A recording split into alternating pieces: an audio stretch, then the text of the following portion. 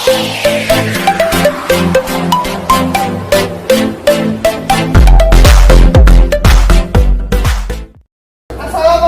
warahmatullahi wabarakatuh. Waalaikumsalam warahmatullahi wabarakatuh. Silahkan ketua kelas menyiapkan. Sebelum belajar, mari kita berdoa. Doa mulai. Bismillahirrahmanirrahim. Wabillahi wa liwalidayya wa lil mu'minina amin. Oke, hari ini siapa yang tidak hadir? Ada yang tidak hadir? Siapa? Rizka. Ya, Mbak Rizka ya. Kenapa Mbak Rizkanya? Sakit. Oke. Bagaimana kabar hari ini? Alhamdulillah. Masih semangat? Masih. Enggak. Kenapa Mbak? Ngantuk? Oh alah ngantuk. Dimatikan, Bu. Dipasang. Oke, kalau biar tidak ngantuk coba berdiri semua. Sekarang perhatikan tangan ibu semuanya. Coba. Nanti ibu bilang apa yang ibu sebutkan dan tunjuk, begitu ya? Perhatikan. Hening. Alis. Oh, ada yang salah. Oke, jadi berarti hari ini kalian udah fokus ya, benar semua tapi tidak ada yang salah. Oke, dulu lagi. Untuk materi minggu lalu masih ada yang ingat? Siapa? Masih ada yang ingat nggak materi minggu lalu yang kita ajarkan yaitu tentang faktor penyebab pelanggaran hak dan pengingkaran kewajiban. Nah, itu ada faktor internal dan eksternal. Nah, kemudian ada penanganan kasus pelanggaran hak dan pengingkaran kewajiban warga negara. Coba siapa yang masih ingat? Hafid, boleh. Ya, faktor internal dulu. Faktor internalnya yaitu sikap egois, ada kesadaran terhadap peraturan, dan sikap tidak toleran. Oke, bagus sekali. Lanjut, faktor eksternal. Rizky. Ketidaktegasan aparat penegak hukum, adanya kesempatan, minimnya sosialisasi peraturan dari pemerintah, Ya. penyalahgunaan kekuasaan, terjadinya krisis moral dan karakter bangsa, aparat hukum yang bertindak sewenang-wenang, kesalahan dalam mengimplementasikan norma-norma dan perintah hukum, penyalahgunaan teknologi. Oke, terakhir penyalahan teknologi.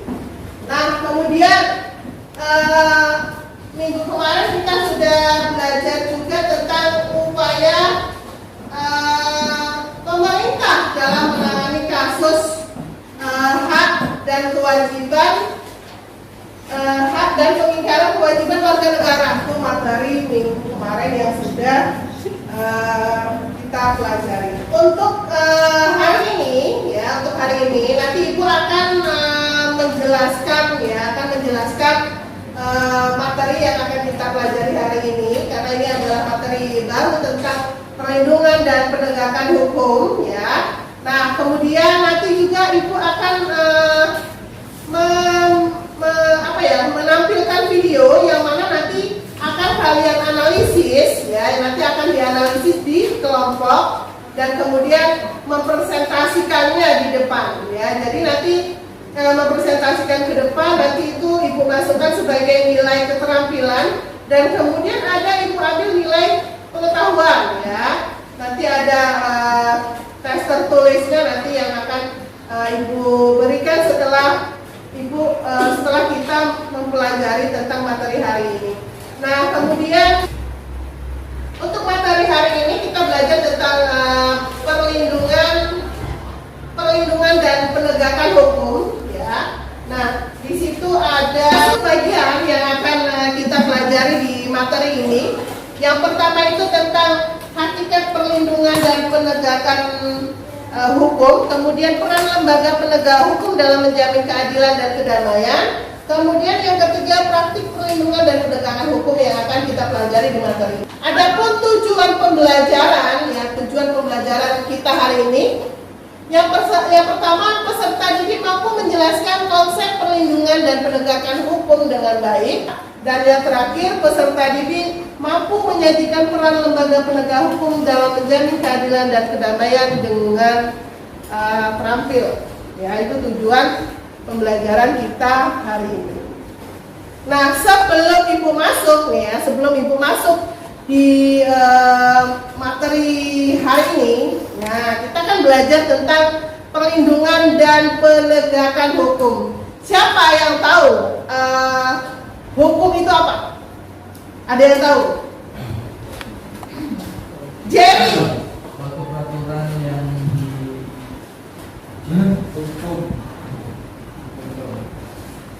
Hukum adalah peraturan. Iya, bagus ya. Hukum itu adalah peraturan. Ada yang lain? Ada yang lain? Hukum itu apa? Mbak Laila. Itu aturan-aturan yang dibuat untuk masyarakat. Aturan-aturan yang dibuat untuk masyarakat. Bagus. Hukum adalah peraturan-peraturan yang dibuat oleh pemerintah atau lembaga yang berwenang, yang bersifat memaksa dan memiliki sanksi yang tegas. Ya, memiliki sanksi yang tegas itulah pengertian dari hukum. Nah, ini kita akan belajar tentang perlindungan dan penegakan hukum. Kalau ibu tanya ini sebelum ibu menjelaskan lebih jauh, Mas Ilham, kenapa sih kita perlu yang namanya perlu adanya perlindungan hukum? perlu ada perlindungan hukum. Karena kalau kita hidup tanpa perlindungan hukum ini berarti hukumnya dilindungi. Masyarakat yang dilindungi oleh hukum. Oh, ya kalau tidak ada perlindungan hukum itu ya pihak-pihak yang sewenang-wenang, yang tidak baik, yang berdampak baik pokoknya lah, yang berperilaku yang berdampak buruk itu apa namanya? Kalau nggak ada perisai hukum, mereka makin menghujat. Ya bisa.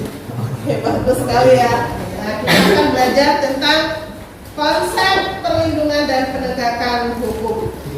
Ya. Yang pertama, silakan nanti dicatat ya poin-poinnya. Jadi nanti ketika menyimpulkan tidak kesulitan. Ya. Konsep perlindungan dan penegakan hukum ini menurut Andi Hamzah, ya, perlindungan hukum dimaknai sebagai daya upaya yang dilakukan secara sadar oleh setiap maupun lembaga pemerintah dan swasta yang bertujuan mengusahakan pengamanan, penguasaan dan pemenuhan kesejahteraan hidup sesuai dengan hak-hak asasi yang ada. Ini menurut Andi Hamzah. Adapun unsur-unsur yang terkandung antara lain adanya perlindungan dari pemerintah kepada warganya. Maksudnya di sini adalah bahwa pemerintah itu memberikan perlindungan ya berupa hukum untuk warganya. Kemudian jaminan kepastian hukum. Maksudnya begini. Jaminan kepastian hukum ini bahwa siapapun yang bersalah itu pasti akan dihukum. Itu untuk di Indonesia. Kemudian berkaitan dengan hak-hak warga negara, artinya bahwa setiap warga negara ini memiliki hak ya dalam bidang hukum. Artinya apa?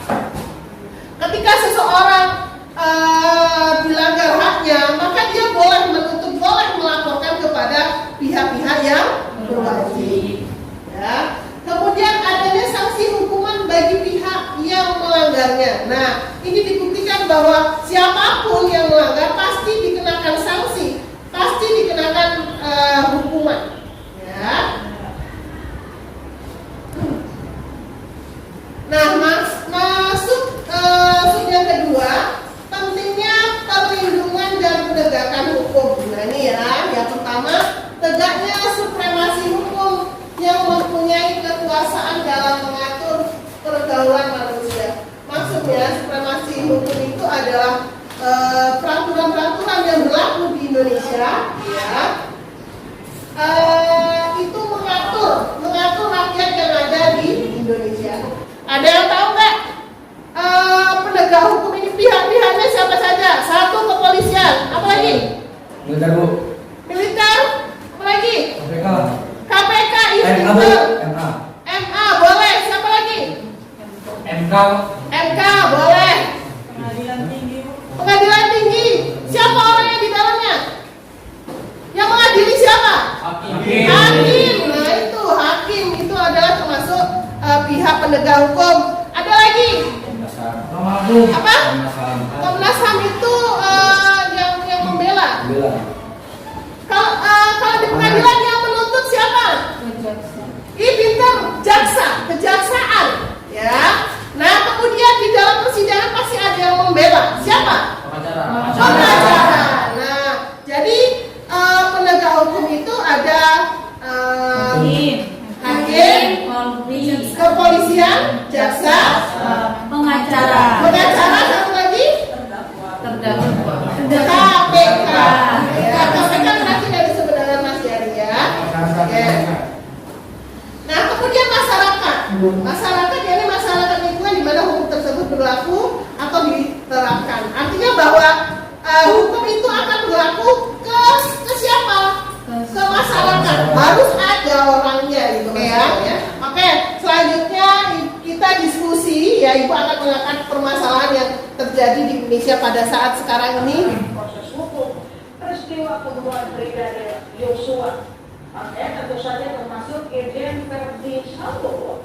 Dan itu ada nama sejumlah perwira tinggi menengah dan pertama polisi juga yang tersangka, antara lain Brigjen Hendra Kurniawan, kemudian Kombes Agus Nur Patria, saudara, lalu kemudian AKBP Arif Rahmat Arifin. Dan itu ada nama Itu tadi video tentang permasalahan pelanggaran yang dilakukan oleh aparat penegak hukum. Nah, dalam hal ini adalah pihak yang mana? Kepolisian. Nah, silakan dianalisis kasus yang tadi ditampilkan. Kemudian solusinya bagaimana? Ya, yang seharusnya diberikan untuk menangani kasus ini. Oke ya, Ibu kasih waktu berapa menit? 10 menit saja, jangan lama-lama ya. Silakan kelompok dulu, siapa ketuanya yang mau membacakan hasil diskusinya ya, silakan. Oke, perhatikan ini kelompok 4 akan mempresentasikan hasil diskusi menganalisis video tadi ya. Oke. Assalamualaikum warahmatullahi wabarakatuh. Waalaikumsalam warahmatullahi wabarakatuh. Saya perwakilan dari kelompok 4 akan menyampaikan hasil diskusi kami mengenai analisis kasus yang terjadi seperti yang kita lihat tadi.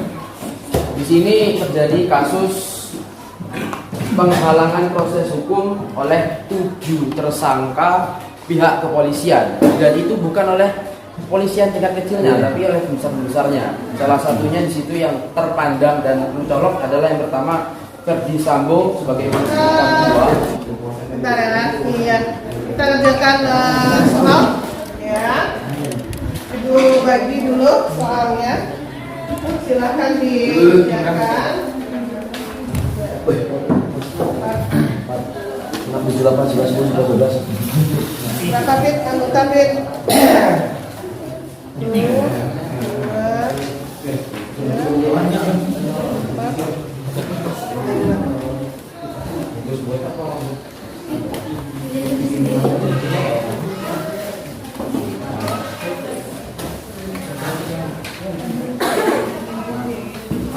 Pertanyaan itu apa? Ya. Silakan dikerjakan, waktunya 15 menit. Oke. Kalau sudah, nah kita akan menyimpulkan materi hari ini. Coba siapa yang bisa menyimpulkan pembelajaran kita hari ini? Coba Mas Rizky, coba. Kesimpulan pelajaran kita ini, Bu, Ya, tentang hukum. iya tentang hukum. Terus apa lagi? Tentang hukum, maksudnya tuh menurut saya kesimpulannya itu untuk masalah hukum itu bagaimana caranya biar supaya langsung ditindak.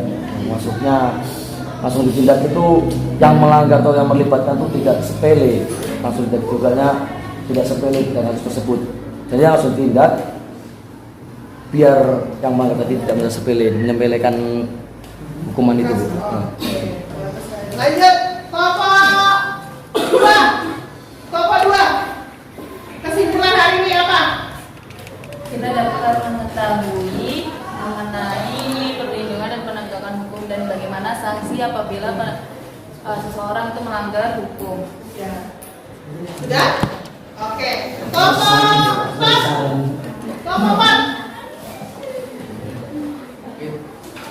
Kita bisa mengetahui bahwasanya manusia itu tidak pernah luput dari kesalahan.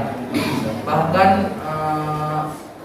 seperti kasus yang tadi kita bahas, orang yang membuat aturan pun bisa melanggar aturan dia sendiri yang dibuat. Oke, bagus. Kelompok 1. Ya, coba simpulkan pembelajaran kita hari ini. Silakan. Hukum itu adil. Setiap perbuatan yang dilakukan sebanding dengan hukuman yang diberikan. Oke, bagus ya. Benar semua. Nah, Ibu akan menyimpulkan materi hari ini tentang konsep perlindungan dan penegakan hukum. Jadi yang pertama itu tentang perlindungan hukum. Nah, perlindungan hukum ini maksudnya bahwa untuk melindungi masyarakat di Indonesia perlu adanya hukum atau peraturan, ya. Nah, peraturan itulah yang digunakan untuk melindungi masyarakat dari hal-hal yang dapat merugikan masyarakat tersebut, ya, hak-haknya masyarakat yang diambil oleh siapapun itu, ya. Kemudian untuk penegakan hukum. Nah, penegakan hukum di sini adalah pihak-pihak lembaga aparat penegak hukum, ya, diharapkan bahwa aparat penegak hukum dapat melaksanakan tugasnya dengan peraturan yang sudah ditetapkan oleh undang-undang. Ya, artinya bahwa penegak hukum di sini dituntut untuk betul-betul menerapkan aturan yang ada di Indonesia. Gitu. Jangan kalau bisa jangan aparat penegak hukum itu melanggar aturan itu sendiri, karena dialah yang sebagai penegak hukum di Indonesia, ya. Nah, untuk materi minggu depan, ya, kita belajar tentang peran lembaga penegak hukum dalam menjamin keadilan dan kedamaian. Ya, jadi kan tadi penegak hukum kita ada berapa tadi? Ada 5, ya. Ada kepolisian, kemudian kejaksaan, kehakiman, kemudian pengacara, advokat, ya, kemudian ada KPK. Jadi minggu depan kita akan tugasnya, ya, Ibu berikan kalian membuat poin-poin, ya, nanti yang isinya tentang lembaga-lembaga negara tersebut. Jadi Ibu bagi kelompok 1 kepolisian, yang kedua kejaksaan, yang ketiga kehakiman, dan yang keempat advokat dan KPK. Untuk pelajaran hari ini mungkin sudah selesai, ya. Sebelum berdoa, jika ada kata-kata Ibu ketika Ibu menyampaikan materi atau ada yang kurang, Ibu mohon maaf yang sebesar-besarnya. Silakan disiapkan ketua. Siap, sebelum istirahat adalah kita berdoa. Siap. Mulai. Bismillahirrahmanirrahim. Wal 'asri innal insana lafi khusrin illa ilal ladzina amanu wa 'amilus sholihati wa tawashaw bil haqqi wa tawashaw bis sabr. Surah